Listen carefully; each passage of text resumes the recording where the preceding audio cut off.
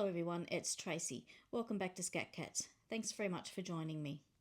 It's Tracy Tuesday, and this week I'd like to launch my Christmas extravaganza. That's right, from now until Christmas, every Tracy Tuesday is going to be a Christmas inspired project. Hopefully to inspire you and get you into the Christmas spirit. I'm going to be using my Silhouette Curio 2. So my first lot of projects is some Christmas table decor. I'm using designs from the Silhouette Design Store. A cutlery holder, a napkin holder, and a place card holder. The links to these cutting files in the Silhouette Design Store will be linked in the description box of this video and also in the Facebook post. So let's get started with the first project. I'm going to be doing a cutlery holder made from felt. So you can see me here, I'm just loading the debris tray onto my Silhouette Curio 2, locking it in place, and I'm going to show you the rotary blade. So this is not a pointy blade like we're used to, this is a round wheel type blade. Just giving you a look there.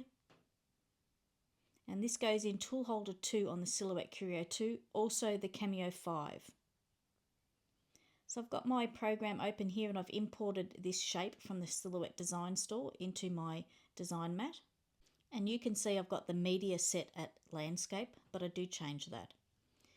So I'm just here deciding where I'm going to put my lines, finding it a little bit difficult to see, so I'm going to change the colour of the tree to a lighter green. And I'm going to make lines in the centre of the tree, horizontal lines, and this is where the cutlery will go. So this is where I've decided I want to make the tree bigger, and so I go portrait. So I'm just messing around here, getting the size right, and then I start playing with these lines again, the cut lines. Just playing around, making sure that I'm happy with the position of where these cut lines will go to hold the cutlery.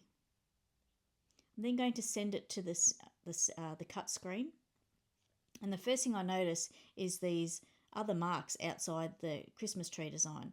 And at first I didn't know what this was for, but it's to enable the rotary blade to change direction when it needs to. So before I send it to cut, I'm going to put some transfer tape down onto the sticky mat.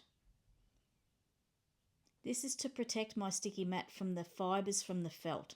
I don't want my sticky mat to have felt fibres on it. And this was a tip I picked up off Ali May from Silhouette Secrets Plus. So I'm going to stick that felt onto the transfer tape and send this to cut.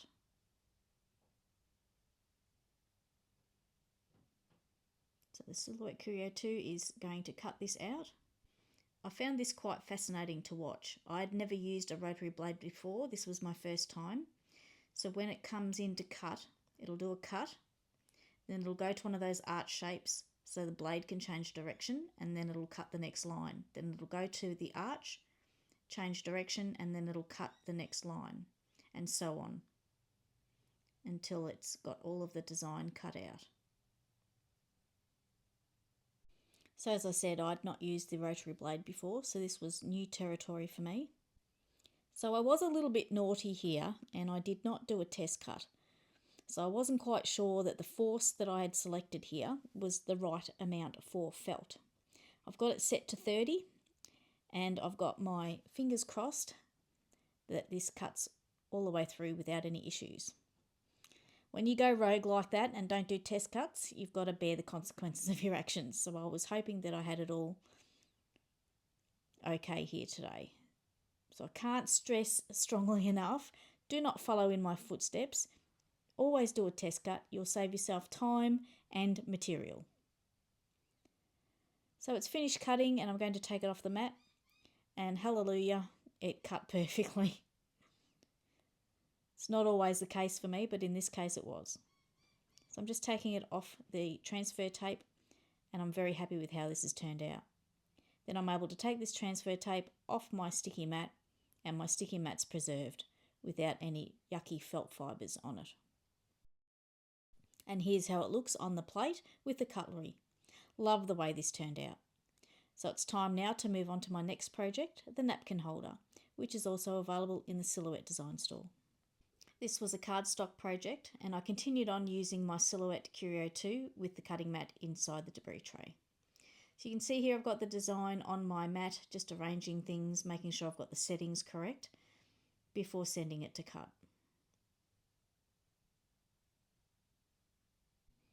So you can see now the Curio 2 is cutting out the cardstock.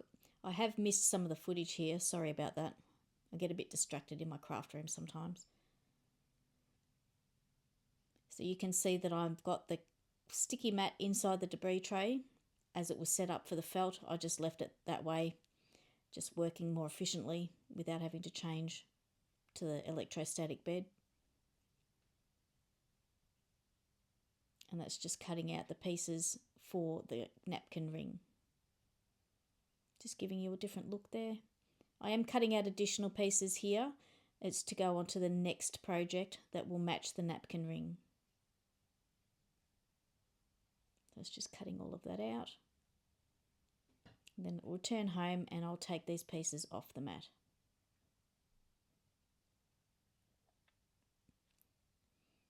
So I've got the pieces out here and I'm putting them together.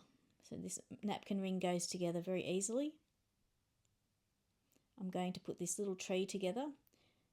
So what we do is we're just folding the pieces in half.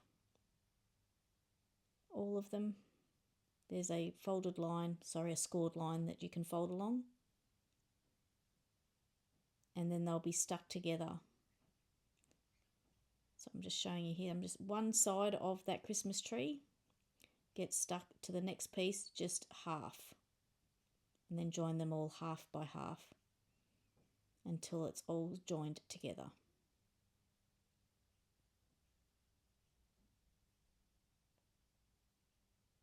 So you can see how it's coming together.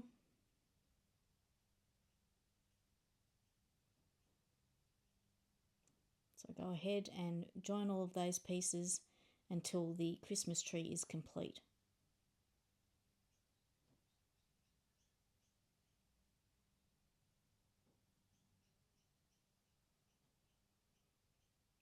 So it's that last piece going in place.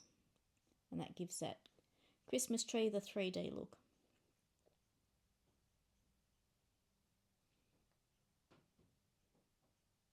Then I'm going to glue the white piece onto the napkin ring.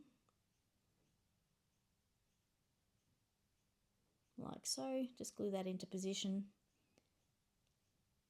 Holding it in place until the glue dries. And then that Christmas tree will get glued on the top. The easiest thing to glue this on with is hot glue. So I'm just putting hot glue on the base of that tree and then sticking it in place on the napkin ring, like so. Then I put it through a serviette and put it on the plate, and I love how this turned out. It's time now to move on to the last project, and it's the place card holder. I've got all the pieces cut out here on my mat, and I'm going to put this together. This piece here that I'm gluing, I did run this through an embossing folder just to give it a bit of texture. The embossing folder was just one that I had in my stash. You could use anything that you liked. You could also cut this out using decorative cardstock or designer series paper, whatever you like, as long as it was strong enough. Just to give it a different look altogether. I just stuck with the traditional colours that I was working with to match in with what I had already made. So the cutlery holder, the napkin ring holder and this place card holder, so they all matched in together. This gold cardstock that I'm using is a gold brush metallic. It's cardstock that I've had in my stash for a long time. So sometimes you just have to use up the stash that you've got. And this was my case here. I had a couple of sheets of this left and thought I'd use it up. So that cute little box is done, and now it's time to put the decorative panels in place onto the part that's going to hold that box.